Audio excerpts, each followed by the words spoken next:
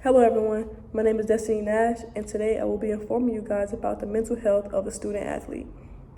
In today's society, everyone loves to watch college sports, but does anyone take a second to think about how hard it is to be a student athlete?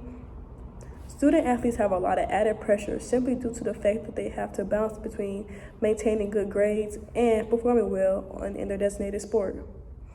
The mental state of an athlete can be affected by an injury, peers around them, and simply not understanding the difference between mental health and mental toughness.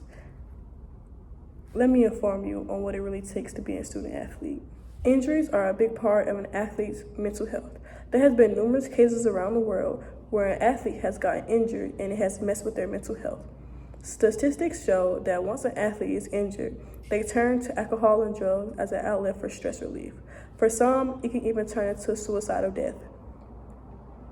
The late Kenny McKinley, a former wide receiver for the Denver Broncos, was found dead in 2010 due to depression.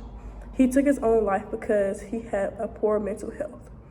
To add just how an athlete can become mentally ill after an injury, they can also cause an injury because they are mentally ill. As an athlete, if they have other factors that may be stressing them out in life, it can affect their body while playing their designated sport and cause an injury. That only leads to more depression and more stress, because not only are they stressing about the real world, but they're also stressing about their now formed injury. Researchers shows over 80% of athletes will be going through something mentally and won't reach out. Athletes won't reach out for help because they don't want to seem less competitive. That's due to the lack of knowledge of knowing the difference between mental health and mental toughness. Mental health revolves around a person's everyday thought process. On the other hand, mental toughness is about how hard a person is willing to go to be successful. Many get confused with the two, but in reality, they are different.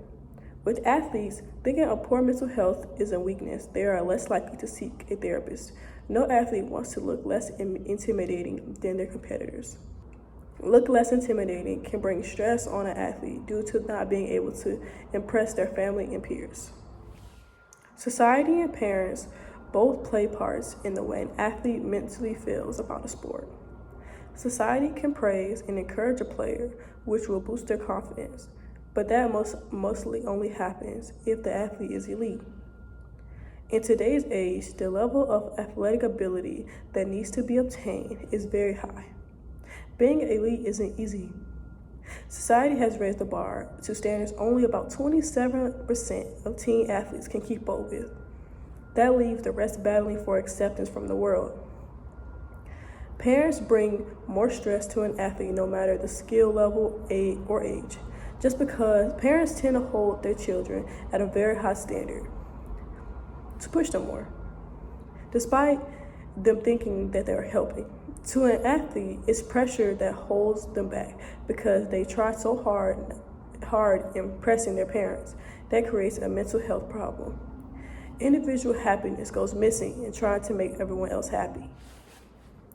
Overall, there are factors such as injuries, society, and lack of knowledge on certain terms for the reason why the state of an athlete is very important to observe and to be aware of.